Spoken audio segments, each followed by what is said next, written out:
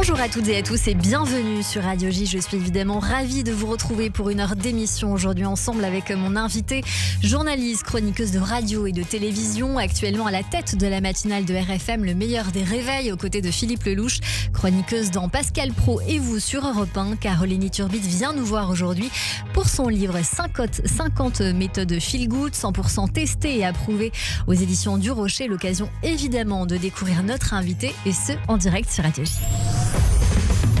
15h-16h, Cyrielle Sarah-Cohen. Radio J.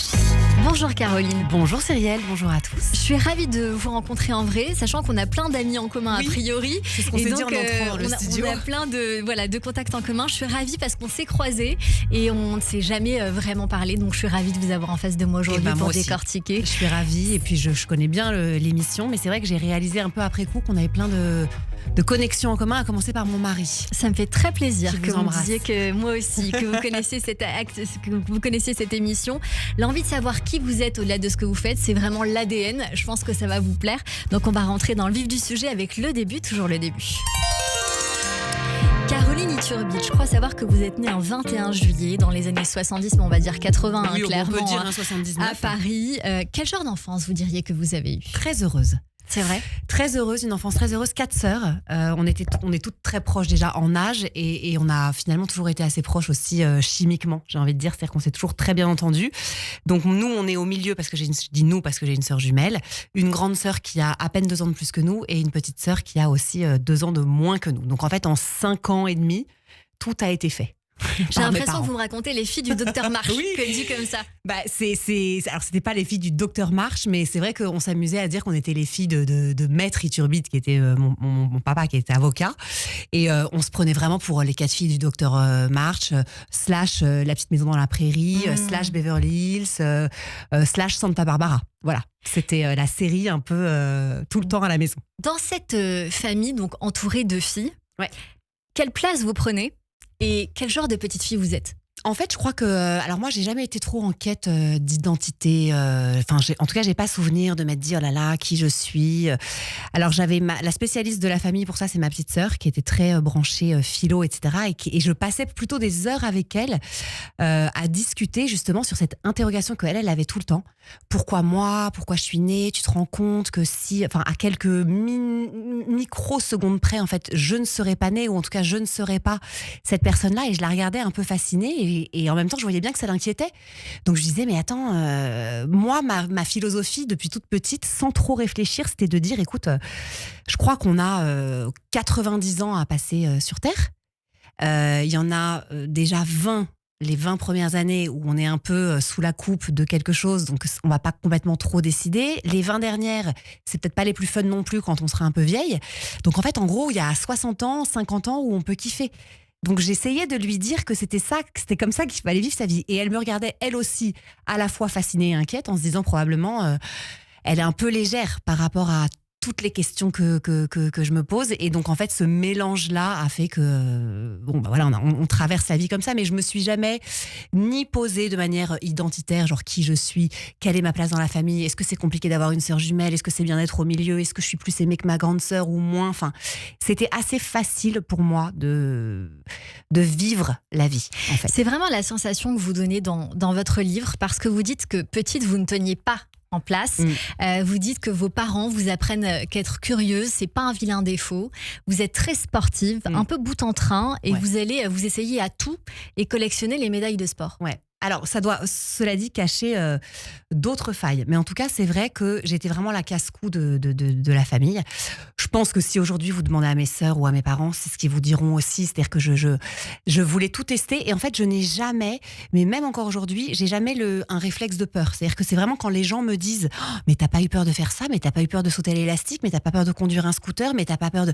En fait, c'est pas du tout le réflexe que j'ai à la base d'avoir peur. Donc, comme rien ne me faisait peur, j'y allais tout le temps. Donc je faisais du vélo avec des rollers et en même temps je pouvais avoir un autre truc de sport encore sur le dos. Et en fait ma mère à chaque fois, je me souviens, était horrifiée en disant je t'ai retrouvée comme ci, je t'ai retrouvée comme ça, la tête en bas, le truc. Mais pour moi c'était assez naturel. Mais probablement que cette espèce d'envie aussi de tout faire, de tout tester, de tout vouloir, elle cache je l'ai analysé un petit peu après, mais en gros, si je schématise, elle cache en fait cette peur un peu de quand je ne pourrai plus rien faire et que je n'aurai plus le temps, et au moins j'aurais fait ce que j'ai fait, quoi. Caroline, on va analyser après l'émission, mais Oula. on va se laisser vivre justement parce que vous racontez dans votre livre que vous faites de la compétition, de natation, de tennis, d'athlétisme, de gymnastique, de GRS, énormément de choses. Et d'aussi loin que vous vous souvenez, vous avez toujours eu entretenu un rapport important avec le bien-être. D'ailleurs, c'est l'introduction de votre livre et c'est votre mindset aussi depuis petite. Au-delà de vouloir manger le monde, il y a quand même une espèce de... Il faut que je prenne soin de moi.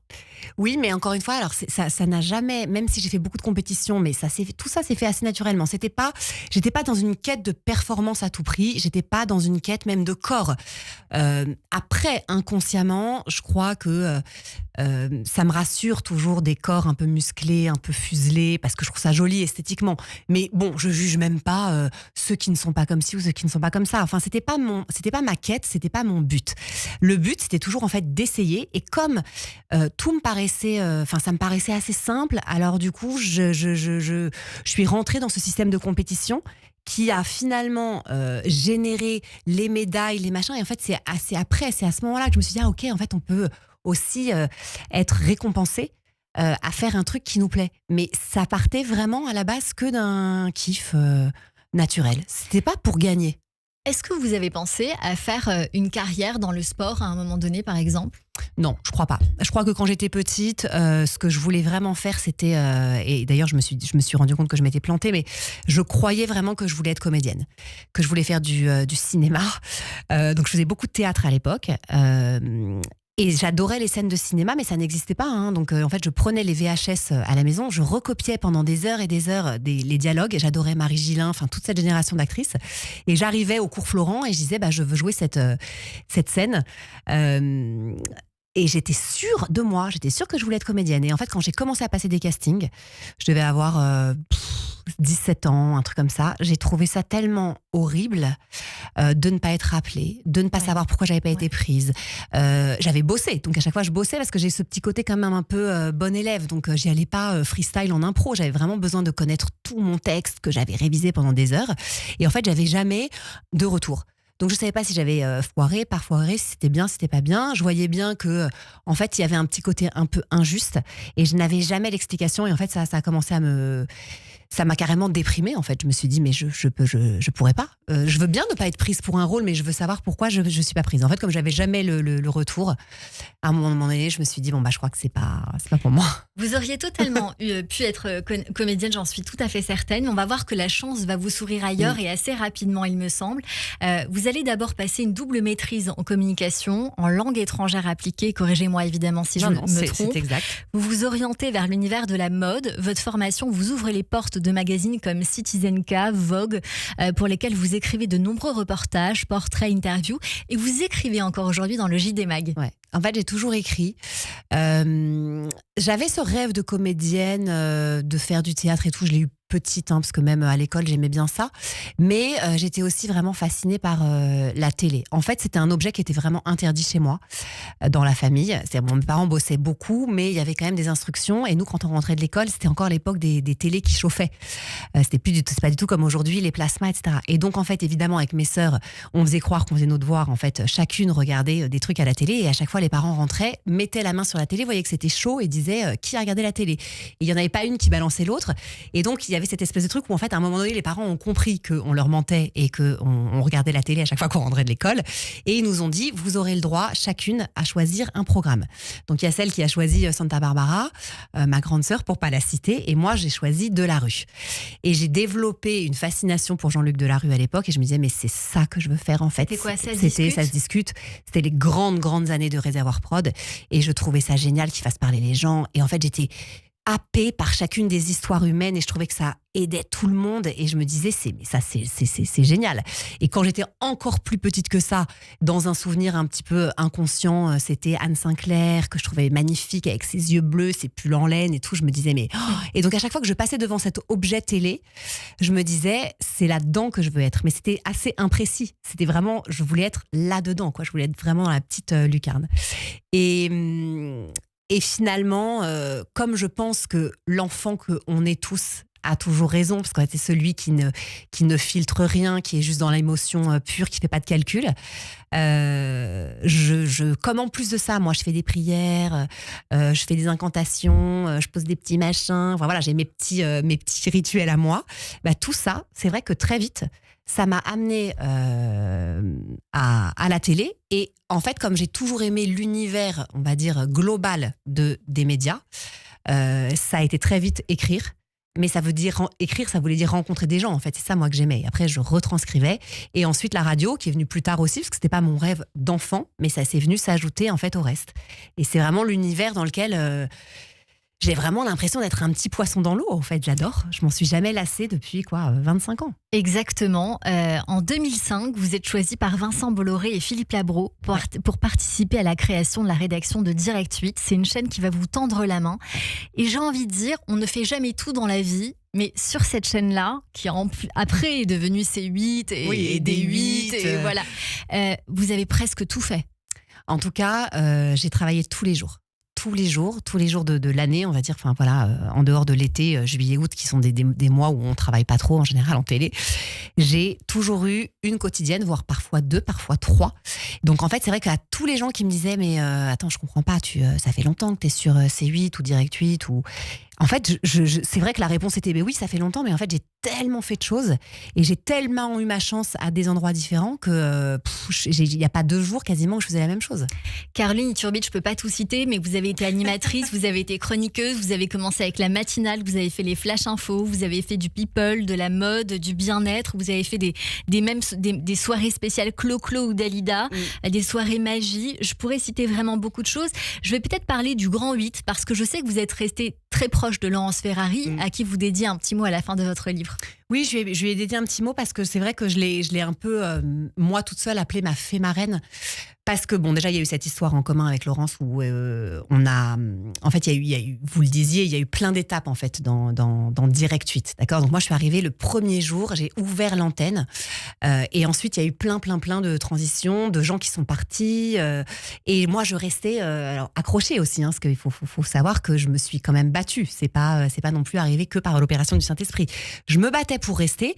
Et en fait, il y a eu ce gros tournant quand le Grand 8 est arrivé. C'était vraiment quand on a été racheté par Canal+, enfin en tout cas qu'on est rentré dans la famille Canal+. Et donc là, c'est vrai que Direct 8 prenait une autre dimension.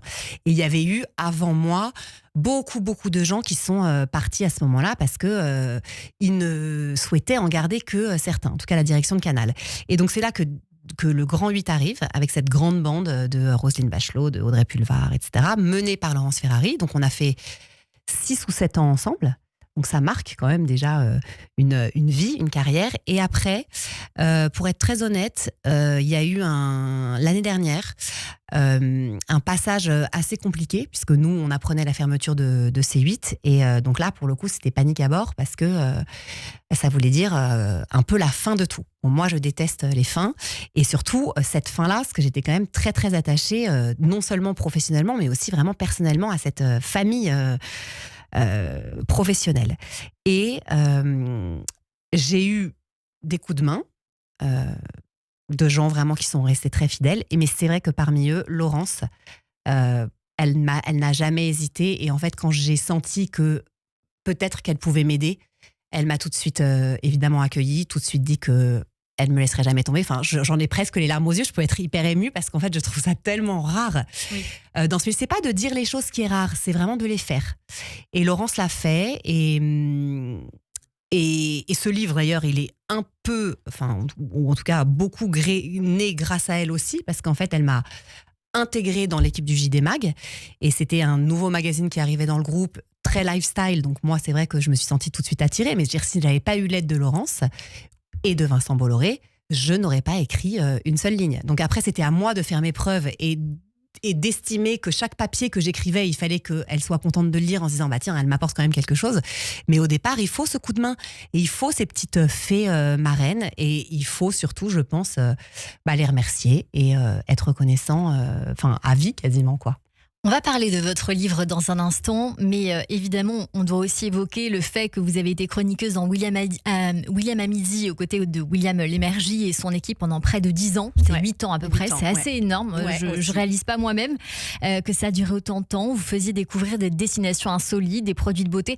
J'ai très envie de vous dire pour la petite page d'humour qu'il est temps de nous dire si l'acide hyaluronique d'Aromazone, dont la publicité tourne encore en boucle sur les réseaux. Et si gratuitement, ça marche ou pas. je ne me suis jamais fait aucun bénéfice sur ce produit. Et oui, ça marche.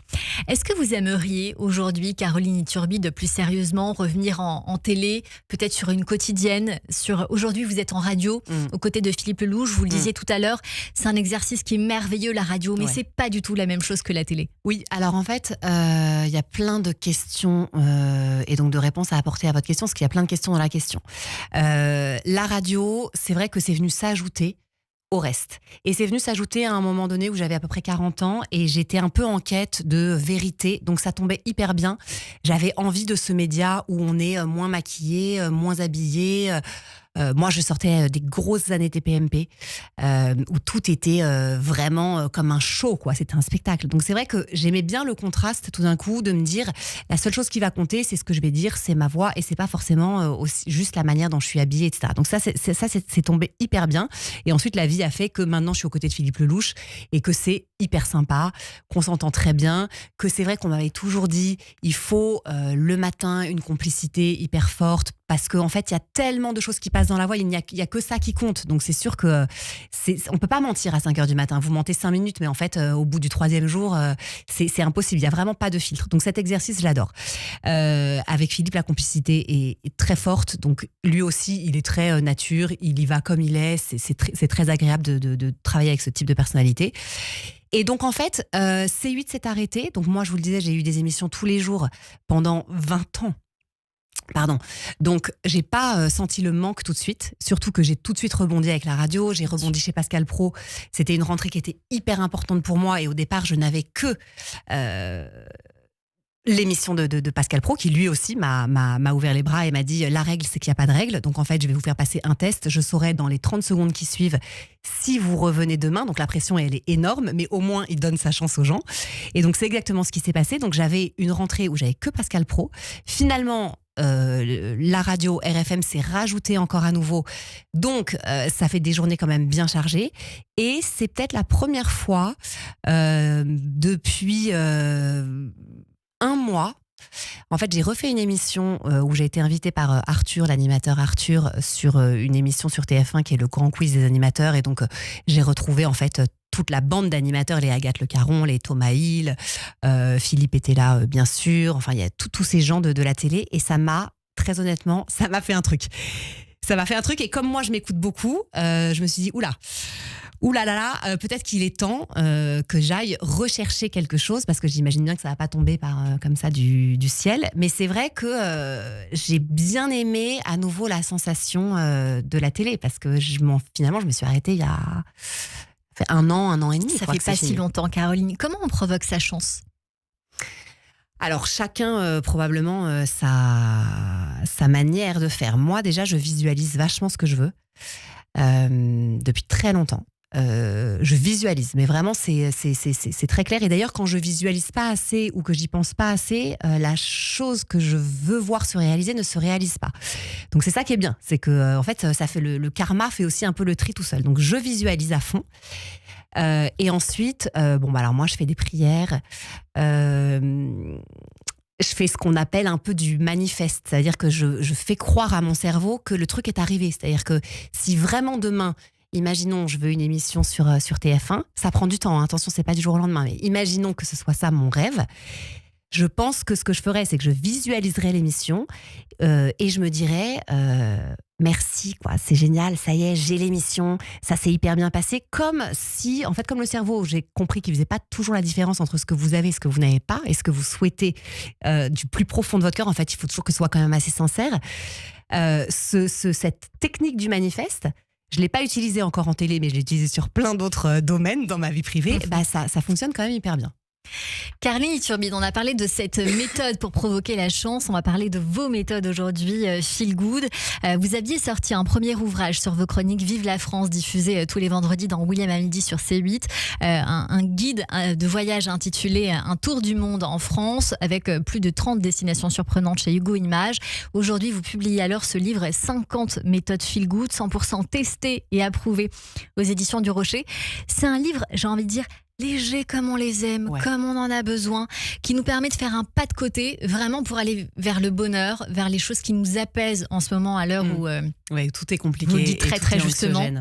Vous le dites très justement dans ce livre. Certains m'ont littéralement transformé, vous dites, me permettant de me connaître un peu mieux, de savoir où aller quand les chemins se brouillent de temps en temps. C'est pour les petites méthodes, pour aller mieux au quotidien.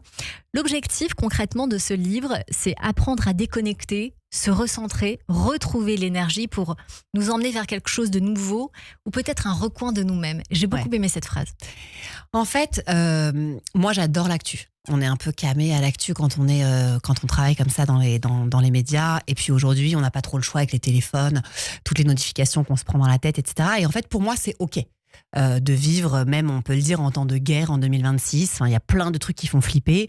Moi, j'ai 3 enfants aujourd'hui. C'est vrai que parfois, si je réfléchis trop, je me dis aïe, qu'est-ce qu'ils vont devenir ? Comment ils vont créer leur propre job ? Comment ils vont faire de l'argent ? Comment ils vont être heureux ? Donc, il y a plein de sources d'angoisse dans le monde dans lequel on vit aujourd'hui.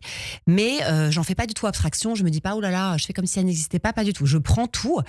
Mais j'essaye quand même de pas trop me faire bouleversée par cette actualité et donc d'aller chercher dans la seule personne qui me supporte, moi, en fait. Donc j'essaye d'aller chercher dans des petites méthodes sans donner d'injonction à personne parce qu'en fait j'ai pas du tout envie qu'on croit que je suis hyper sportive, que je demande à tout le monde de faire du sport. En fait, en plus, c'est vraiment pas du tout ce que je fais. C'est-à-dire qu'en fait, même quasiment ce livre et ces 50 méthodes, les trucs que je teste, c'est quasiment une occasion pour moi de me bouger un peu. Parce qu'en vrai, dans le fond, je serais très flemmarde et je pourrais très bien rester sur mon canapé sans rien faire et regarder mon téléphone toute la journée. Ça me ferait pas non plus complètement... ça serait pas tellement étonnant venant de moi, disons. Ce qui est une technique que vous proposez aussi, qui peut aussi avoir ses avantages. Ah bah carrément. Mais c'est vrai que j'ai envie de dire qu'aujourd'hui, moi qui suis un peu touche à tout et tout, c'est vrai que c'est aussi très sympa de ne rien faire, d'accepter de ne rien faire. Et c'est vrai qu'il y a des lieux, des gens, des méthodes qui m'ont un peu cueillie et où je me suis dit, waouh, il s'est passé un petit truc en moi, encore un petit chakra qui s'est ouvert. Mais ça peut être aussi l'interview qu'on est en train de faire là tout de suite. Enfin, vraiment, je sais déjà que dans une demi-heure, quand ce sera fini, j'aurai emmagasiné en fait un tas de trucs et même il y a plein de questions qui me touchent vachement, qui m'émeuvent vachement et je me connais bien, donc je vois bien que je peux avoir la petite larme qui monte et tout ça, ça veut dire quelque chose sur nous en fait. Mais je me sens toujours plus riche quand j'ai fait quelque chose. C'est pour ça que je fais tout ça. C'est parce que je me dis à chaque fois ça m'apporte quelque chose, même quand c'est un truc négatif en fait. Même quand c'est quelqu'un de chiant, ou c'est un rendez-vous désagréable, ou c'est un moment pas cool. Ben même ça, c'est apprendre. C'est très beau ce que vous nous dites. Vous nous proposez alors dans ce livre, on va parler que des jolies choses évidemment, comment aller mieux sans tout changer dans sa vie. On va parler peut-être du b.a.-ba, qui sont les règles du bien dormir, parce qu'il y a des couleurs. Ouais. Et ça c'est hyper important parce que je l'ai vraiment découvert dans votre livre. Ça, c'est la grande famille du Feng Shui. Donc, en fait, il y a plein de petites techniques, mais c'est pareil, c'est des choses que vous pouvez, alors, soit, évidemment, trouver dans le livre. Il y a aussi du bon sens. Évidemment que si on dort dans une chambre rouge avec des murs bariolés, ça va être un petit peu compliqué de trouver son calme. On sait que le bleu appelle à la sérénité. Le blanc, alors bizarrement, moi j'adore le blanc et j'adore les trucs très monochromes. C'est pas la meilleure idée, par exemple. Non. Moi j'avais une chambre toute blanche et j'en étais très fière. Moquette blanche, mur blanc et drap, literie blanche. Et j'étais hyper fière de mon coup. Je me suis dit, attends, c'est hyper zen, c'est épuré. Il n'y a rien qui va pouvoir venir me déranger. Mais ça calme pas. Très mauvaise idée. Non, c'est quasiment psychiatrique en fait. C'est-à-dire que c'est vraiment C'est en fait l'hôpital. la couleur des hôpitaux, de la psychiatrie. Et donc en fait ça angoisse plus qu'autre chose. Donc j'ai rajouté quand même quelques petites Note petits de vert éléments ou de bleu. poudrés. Voilà, parce que je me suis dit mais en fait ouais c'est vrai que ça agit sans qu'on s'en rende compte. Après on poussait le bouton, le curseur hyper loin, mais il y a aussi plein de choses qui sont du bon sens.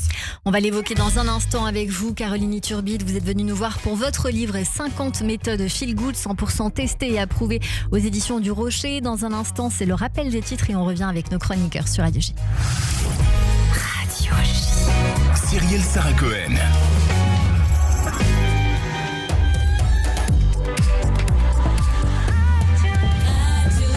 15h30 passé d'1 minute sur Radio J. Bonjour et bienvenue. Tout de suite, le rappel des titres avec Nina Alouche.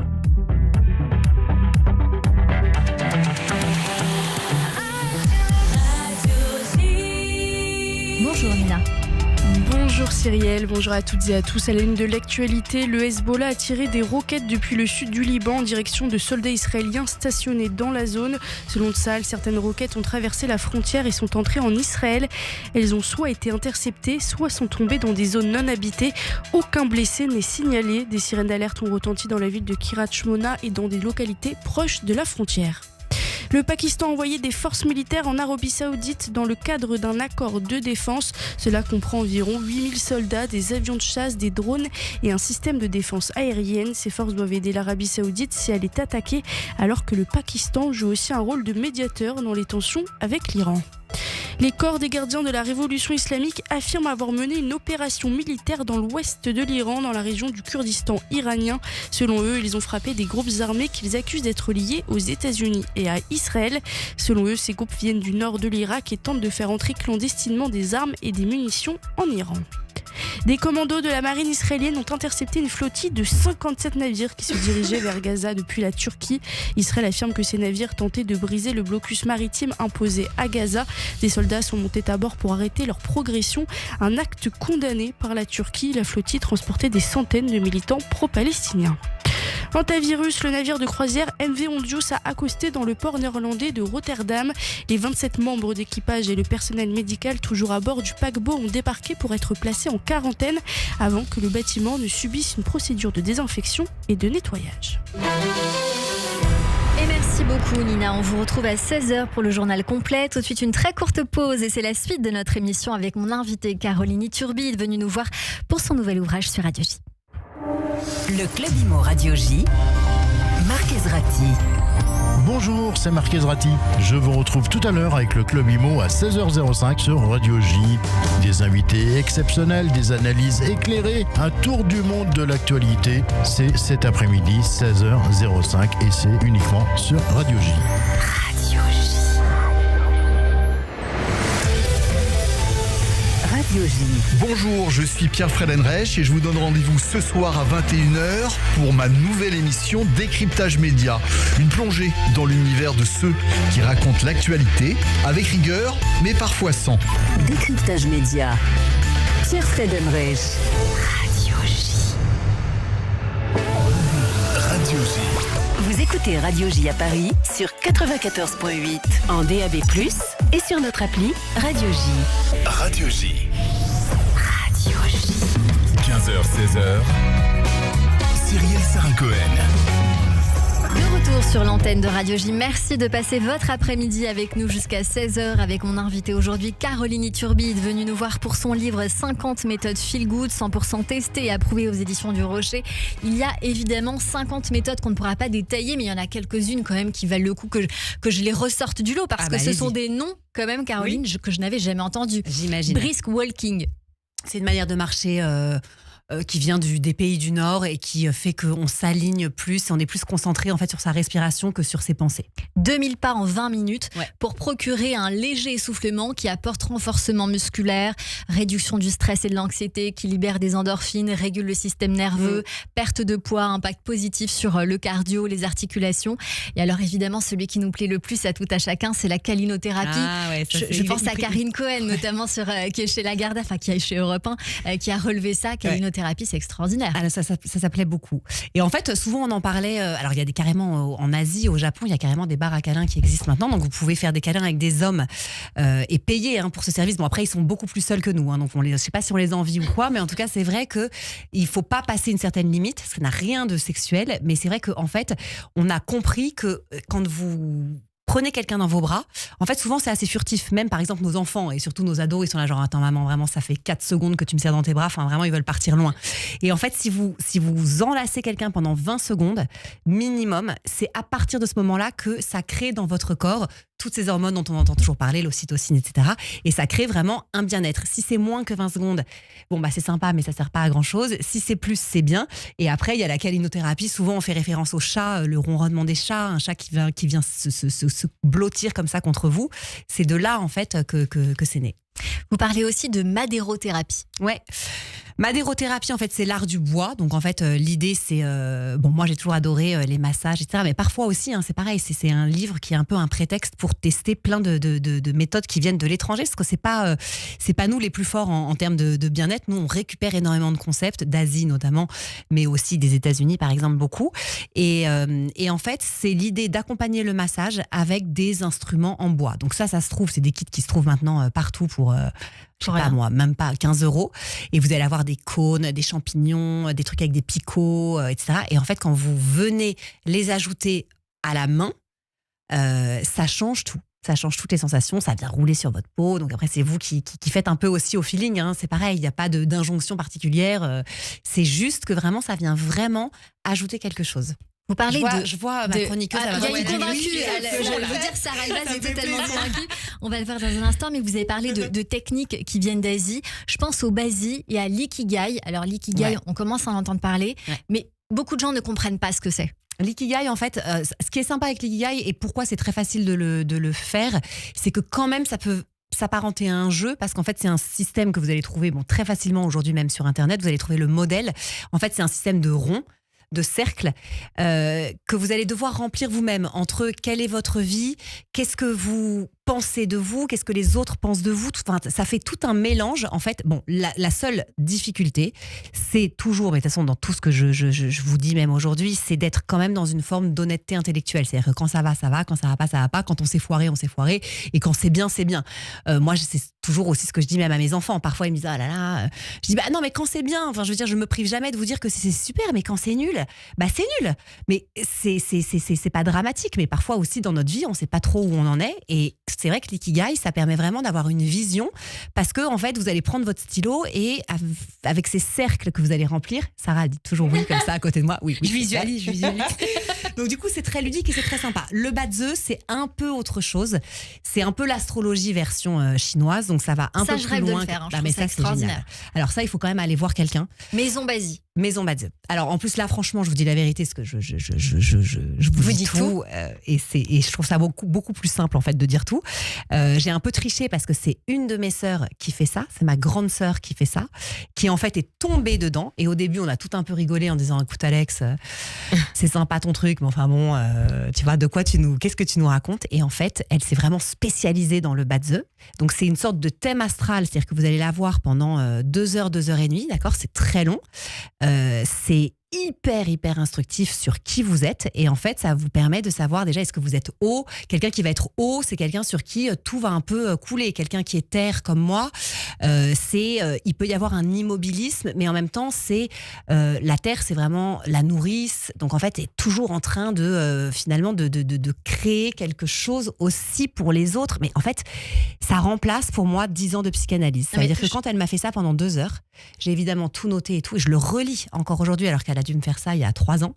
Je relis encore ça aujourd'hui et je me dis mais tout le monde devrait faire ça, parce que c'est d'une précision et en fait ça permet de comprendre pourquoi aussi on reproduit systématiquement les mêmes schémas, on retombe dans les mêmes trucs, et pourquoi aussi on s'entend parfois hyper bien avec des gens et on se dit mais attends, c'est marrant, en fait si je vais plus loin, en fait j'adore les O-Yang, je m'entends toujours hyper bien avec eux, ou les métal yin, mais voilà, au bout d'un moment, en fait, vous arrivez à comprendre un peu qui est quoi et tout. C'est passionnant.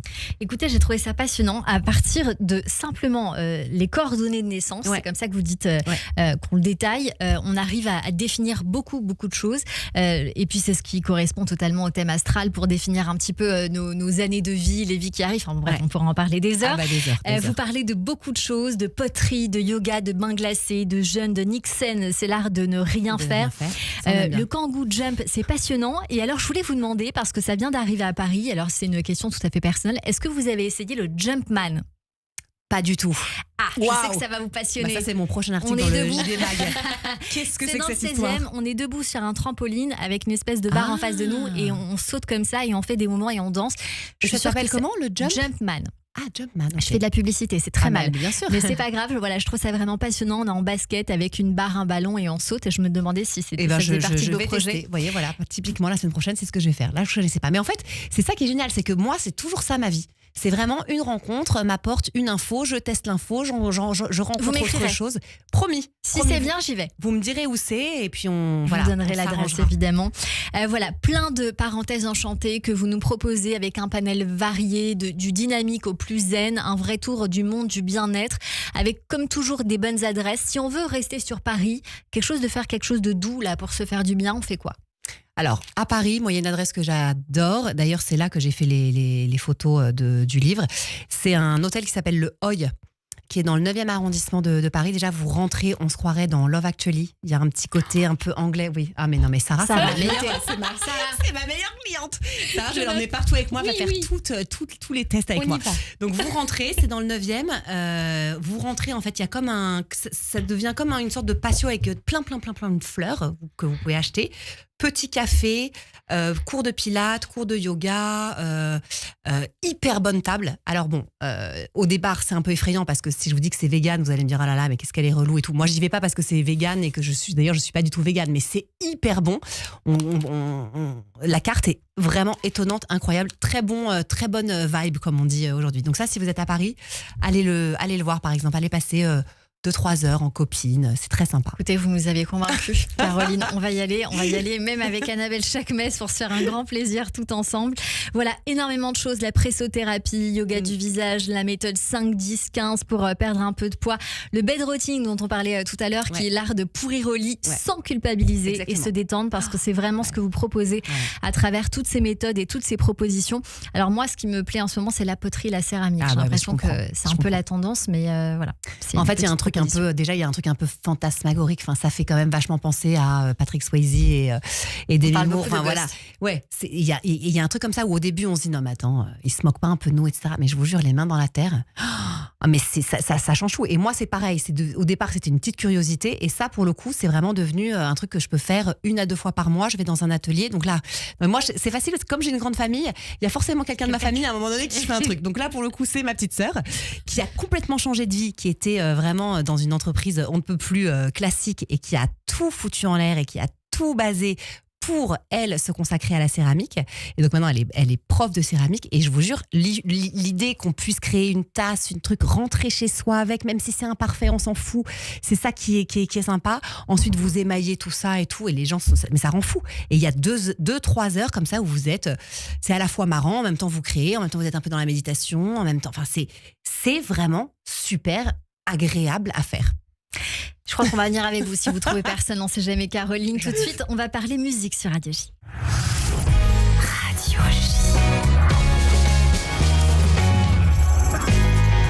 Bonjour Fabien Martin. Bonjour Cyrielle, bonjour Caroline. Bonjour Fabien. Je vais me permettre de rajouter un 51e petit chapitre avec plaisir. à votre livre puisqu'on va écouter du flamenco aujourd'hui et que ça va nous faire le plus grand bien. Enfin, j'espère. Bon, au départ, j'avais prévu de parler de musique bretonne, mais je dois dire que c'est pas du tout mon dolmen. Non, waouh. Voilà, ça fait un an que j'essaie de la placer. Oui, alors, je ne m'y connais pas plus en flamenco, mais au moins, ça me fait plaisir d'en parler.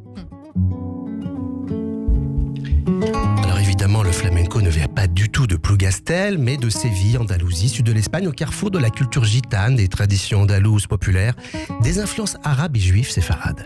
Et c'est toujours fascinant de voir comment une musique nourrie de traditions ancestrales peut se réinventer au contact des sons, des textures et des techniques de production plus modernes.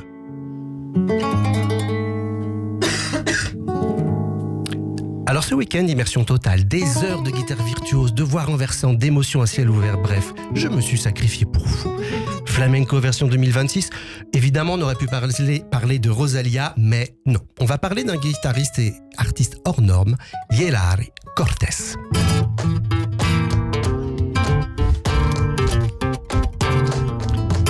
Nouvelle grande étoile de la guitare flamenca. Omniprésent depuis quelques années sur les affiches des festivals européens, il vient d'Alicante, d'une famille de musiciens avec un parcours qui commence au caron à 4 ans, puis à la guitare à 8. Et si elle est devenue incontournable en si peu de temps, ce n'est pas seulement à cause de sa technique, pourtant phénoménale, mais grâce au silence et à l'intimité, je crois, qu'il parvient à insuffler à sa musique.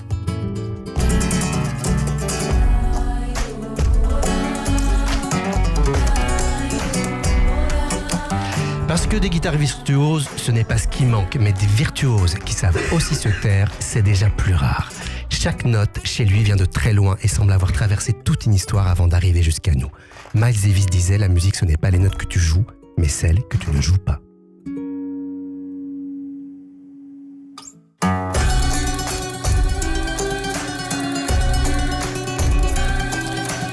Et visiblement, Yelari Cortés a bien retenu la leçon puisqu'à une époque totalement saturée de son, lui n'a pas peur du vide. Il a d'ailleurs cette phrase que je trouve magnifique. Le flamenco, ce n'est pas un style, mais c'est une manière d'habiter le temps.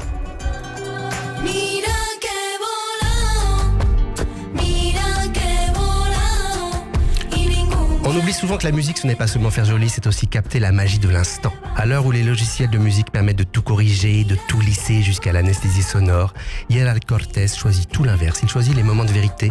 Il le fait en gardant les respirations, les frottements, les aspérités.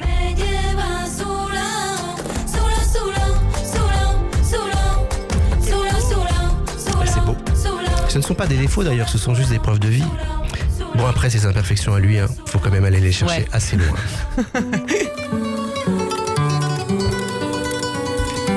Et l'histoire de ce disque, c'est aussi l'histoire d'une blessure. Alors, pas une peine de cœur, je vous rassure, mais une blessure à la main.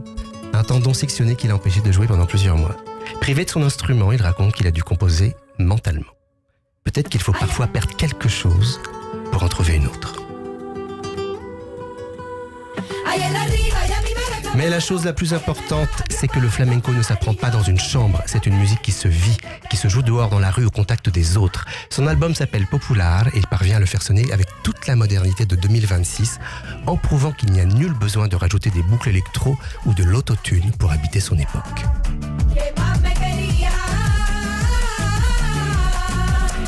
Yelari Cortés sera en concert guitare solo le 3 juillet à la Philharmonie de Paris. Et si vous avez encore un doute sur la vitalité du flamenco 2026, tendez l'oreille, le passé nous réserve parfois bien des surprises.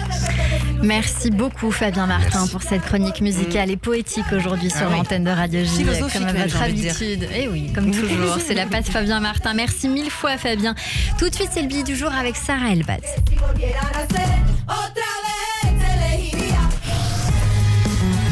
Le billet du jour. Bonjour Sarah. Bonjour Cyrielle, bonjour Caroline. Vous m'avez Bonjour, donné envie Sarah. de danser Fabien, Ah, mais j'ai la ouais, synchronisation d'une mouette. Alors, vous savez, non mais il faut être honnête. Vous savez Caroline, moi aussi j'ai décidé de vous lister mes petites méthodes feel good. Voilà, elles sont pas très différentes des vôtres finalement, hein, ça se rejoint d'une manière ou d'une autre. Bon, je suis pas sûre qu'elles soient très validées par la science ou même par la morale tout court, mais bon. Je sens que ça va déraper. Moi, mes méthodes se divisent en 4. Oui, pas en 50, parce qu'en fait, au-delà de 4, ça devient un projet. J'ai déjà trop de projets que je procrastine. J'avoue. Ça y est, je peux pas m'en rajouter.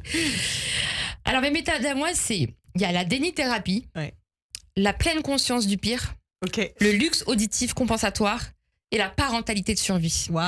J'adore parce que c'est des mots vraiment techniques. que j'ai fait des termes de développement personnel. J'ai placé tellement de mots là composés, on dirait un triple score au Scrabble. J'adore.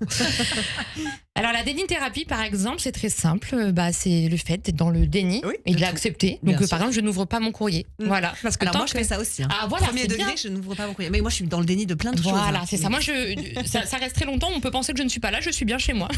Parce que tant que la lettre est fermée, ça n'existe pas. Exactement. Voilà. Exactement. Et puis dans ma tête, ça peut être un remboursement, une bonne nouvelle ou une lettre d'un notaire qui m'annonce qu'un milliardaire dont je découvre l'existence vient de mourir et que je suis sa seule héritière. Bien sûr. Bon, j'ai 13 cousins avant moi, mais bon, on sait Là, pas. ce serait dommage dans ces cas-là. Hein, Bah ouais. Mais c'est vrai que dans le doute, n'ouvrons pas la boîte aux lettres. Voilà. Et quand je vois le logo République française, mais en fait, moi, je mets les pubs de pizza dessus. Ouais, Comme ça, double déni. Exactement. Je l'ouvre pas et je le vois même pas. Parfait. Bah oui, que quand on sait pas. C'est ça. Elle est belle la santé mentale. Hein. La dénithérapie, c'est aussi partir du principe que si là tout de suite il y a une catastrophe à gérer, ça changera strictement rien si je me pose 7 minutes sur TikTok avant. Exactement. Parce qu'au contraire, je vais l'affronter et en plus avec des recettes de concombre au fromage frais dans le cœur. Toujours utile. Toujours utile, on sait jamais. D'ailleurs, en parlant de TikTok, vient le moment de vous parler du luxe auditif compensatoire. Ouais, alors là, j'ai pas tout compris. Et ben c'est de l'ASMR. Ok. Je trouve ça trop stylé de mettre un nom. oui, d'accord. Ouais, c'est pas con. Secret pour personne dans cette émission, l'ASMR, c'est mon porno chic à moi. Voilà, ça me détend, ça m'endort. Et surtout, ça me donne l'impression d'être une femme qui a sa vie en main. Ouais. Voilà. Alors qu'en vrai, je suis couchée avec un vieux t-shirt Intersport 2011 et une miette de peach au chocolat collée dans le dos. Mais dès qu'une meuf murmure « skincare routine pour toi », j'ai l'impression d'être dans une suite à Dubaï avec un brushing à 280 €. Non, mais c'est bien l'imagination, c'est hyper important. Après, quand je sors de là, j'ai l'impression d'avoir les cheveux tout beaux et tout. Alors, on passe à ma troisième méthode, la pleine conscience du pire. Alors ça, c'est simple. C'est le fait de relativiser dans absolument n'importe quelle circonstance. Ah oui, d'accord. Voilà. Je vois. Par exemple, le lave-vaisselle fuit. Oui, mais au moins, ça veut dire qu'on possède un lave-vaisselle. Regardez comme je suis bourgeoise dans l'épreuve. Et que ça lave le sol également. Et que voilà, ça lave le sol. Sûr. 2 en 1, merci. Voilà. Ouais, copine, je vous le dis. Quoi d'autre? Autre exemple? Par exemple, oh mon Dieu, l'avion va s'écraser. Mais regardez-moi comme ce blazer me tombe incroyablement bien. Ah là. Ouais. Mourir mais stylé. Mourir mais stylé. Ok, je comprends la chose. Ou alors, oh mince, j'ai oublié ma déclaration d'impôt. Bah au pire, Bercy me prend 10%, mais il y a des gens qui font du paddle en couple. Donc chacun sa souffrance. Vous voyez l'idée? On a pleinement conscience du pire, mais avec hydratation émotionnelle. Et bien sûr. Voilà. Hydratation émotionnelle. Ouais. Voilà, je mets plein de mots intelligents parce que j'ai déjà ma mère que je faisais de la radio, mais que je rentabilisais mon bac. Elle, maman, tu m'écoutes maintenant, voilà. Et enfin, ma préférée, la parentalité de survie. Ou comme on l'appelle plus honnêtement entre mes copines, choisir ses combats. Ouais. C'est-à-dire que quand on devient parent, tu comprends que tu peux pas tout faire parfaitement, donc tu choisis ce que tu affrontes aujourd'hui. Okay. Je précise, cette méthode est brevetée par les mamans dont les vergetures ressemblent désormais à une encyclopédie en braille. Voilà, les miennes. Une grande encyclopédie. Pareil. Beaucoup de mots. Beaucoup de mots, voilà. Par exemple, ma fille en ce moment veut jouer avec le placard à épices. Ouais. Avant, je luttais. Maintenant, j'ai juste retiré le poivre et le piment. Le reste, fais-toi plaisir, ma reine. Mais oui, tout en curcuma. Écoute, voilà, c'est ça. Elle sent légèrement le curry, mais enfin, le curcuma, bah, par exemple, c'est anti-inflammatoire, donc c'est bon. Et alors, le plus gros lâcher-prise de la parentalité, le téléphone au restaurant. Ouais. Voilà, avant d'avoir des enfants, j'avoue que je jugeais un peu les parents qui mettaient Peppa Pig à table. Aujourd'hui, s'il faut lui donner un iPad, un chargeur et les codes nucléaires, je négocie plus en fait. Bien sûr qu'avant de capituler, j'ai essayé d'être une merdigne. J'ai tenté les petits crayons, le petit set de table en papier du resto, le fameux. Avec le truc qui se déchire dès que tu fais un petit dessin dessus. La seule chose que mes enfants ont fait avec les crayons, c'est en avaler 2, m'en mettre 3 dans l'œil. Donc, et utiliser le set comme entrée. Là, forcément. Parce que quel enfant utilise vraiment ce truc pour dessiner? D'ailleurs, c'est plus facile à mâcher qu'à colorier. Voilà. Donc, à un moment, j'ai dégainé le téléphone. Et là, j'ai entendu le générique de Bluey. Il fallait voir mon état. Hein. Mon cerveau a libéré des hormones normalement réservées à l'accouchement aux prises d'otages. Donc vraiment, arrêtez de juger les parents en restaurant. Si l'enfant est vivant, assis, que personne ne pleure devant les nuggets et qu'il regarde un écran, vous n'assistez pas à un échec éducatif, vous assistez à une opération de survie. Ouais. Respectez et admirez la perf, quoi. Et bah exactement. Voilà, vous voyez, Caroline, je crois que c'est ça qui est intéressant. On peut tous avoir des façons différentes de prendre soin de soi, selon les moments, selon les vies, selon les besoins. Au fond, c'est peut-être ça le vrai feel good. Trouver ce qui nous aide à notre manière à traverser les journées, que ce soit de la calinothérapie ou cacher des courriers sous des pubs Domino's Pizza. Chacun sa manière de gérer sa maintenance émotionnelle. Et chacun sa merde. Et chacun sa merde. Je vais te dire un truc. Merci beaucoup, Sarah Elbaz. Bravo, Sarah. Merci. On avait une petite chanson pour vous parce qu'on voulait vous souhaiter au nom de Radio J un très bon anniversaire aujourd'hui pour vos 18 ans. C'est exactement, ça, non, 18 ans.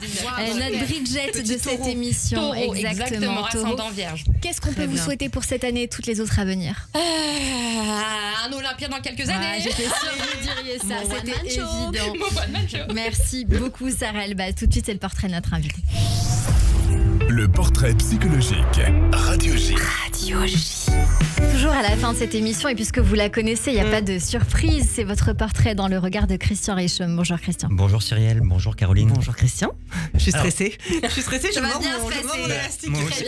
Moi aussi, parce que j'ai essayé de vous suivre et vous allez très très vite. Alors j'ai essayé de prendre des notes, mais ça a été un vrai plaisir.